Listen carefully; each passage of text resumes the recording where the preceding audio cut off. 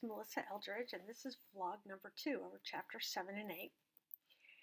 This is very interesting to me because I like different alternatives to helping people with addiction.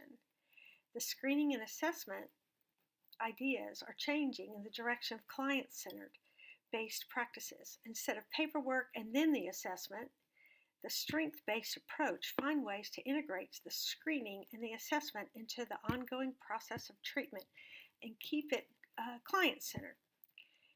And how what we've learned from the client will help the client. The assessment as treatment is where the therapist continually observes and inquires about the client's experiences as they build relationships and only offer recommendations as the client has permission to do so. So I like the client takes charge of their own recovery process. I think that's very important to have them buy into it. Of course, a client's culture, ethnicity, sexual orientation, all of those things must be taken into account anytime working with a client about anything for there to be meaningful and authentic and successful help for anyone. Also, the location. Where is this client? Are they in prison? Are they in a self-help facility, a mental health facility, living all by themselves, or living with the family?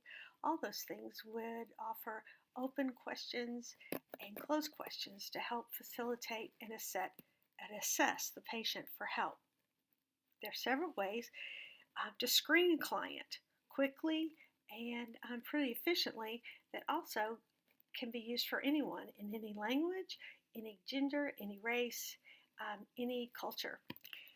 Some of those are the CAGE, tweak, and audit, just to name a few.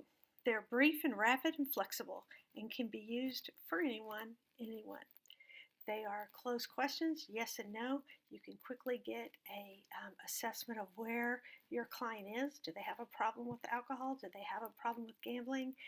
Is this just something occasionally, or is it really making some life changes, altering effects in their life? We tend to tilt care and treatment towards the negative. And I like the way that this is now. We need to look for strengths and resources and things that can help the client be more successful. Strengths-based therapy believes that no matter how dismal the circumstances, people have possibilities, resilience, and the capacity to change. Then look for and try to gather what is often hidden by misery, protective strategies, and failures to achieve goals. Some key concepts of strength-based strategy are empowering to the client. They fill the need for belonging, community, and resilience, and wholeness. This treatment can give choice back to the client.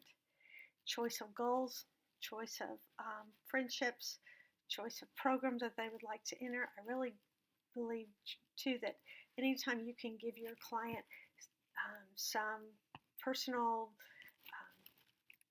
just ownership of their addiction or of their need or their behavior issue, if they can take ownership for their help, then it will be so much more effective and long-lasting. Also, relapse, which was kind of surprising to me when I read this, that relapse is just part of the process, that they're almost expected to relapse, and it's okay for them to be okay with that, as long as they're willing to get back up and start over again with recovery, and have it in their mind that this is what they really want to do. Solution-based therapy is my favorite therapy practice, and I learned that in theories, and I like it because it seems to be encouraging. It encourages the client to solve their problem instead of going back and rehashing the past again and again and again. It concentrates on the problem and solving it. Again, the therapist must build a good, healthy relationship with the client. There must be trust. They can set goals, helps the client look to the future without addiction, and provide momentum for change. There's several different techniques you can use. The miracle question, which I like that question because it kind of helps the client to see if this wasn't so ingrained in me. If this addiction wasn't such an issue, how much better my life could be, what difference it would make in my life if I was free of this. And I like that they can get a picture of their future without the addiction, and that in itself could be empowering to change. Also, a scaling question, 1 to 10, how involved in this addiction are you? It helps them realize, wow, maybe there is something more to this than just occasional problems. And it helps also the clients to be very intentional about their recovery. Now, in the video from Father Martin, his 12-step videos have been just really informative and great. He states that the reason that we don't want to work on our defects, the problem, is because we're attached to them. He says if our defects become important to us, and that we have to remove them because they drive the alcoholic excuses for drinking. They're the reasons why we are addicted to things. They're the excuse that we can give, and they have to be dealt with. AA works when a person has a sponsor, of course, a mentor, someone that has been through it, that can help walk them through it. Very important. And also the making amends part.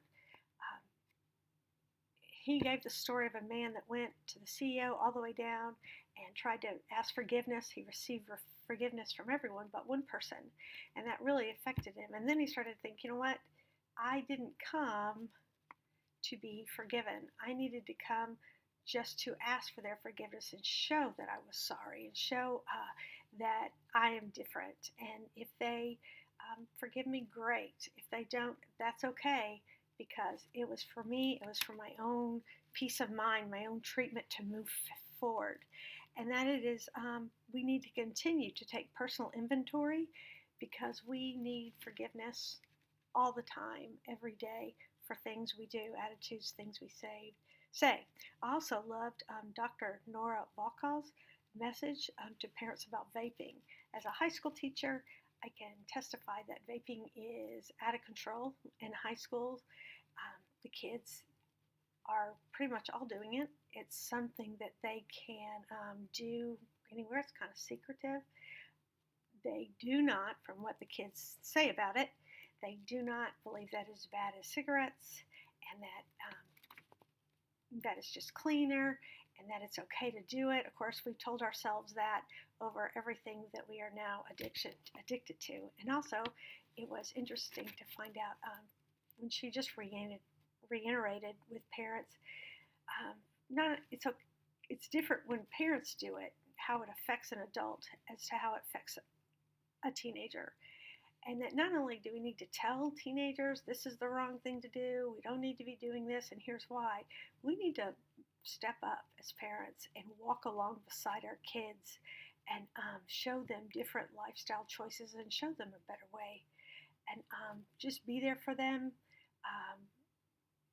understand what they're going through, and really be able to empathize with these teenagers to really give them some help.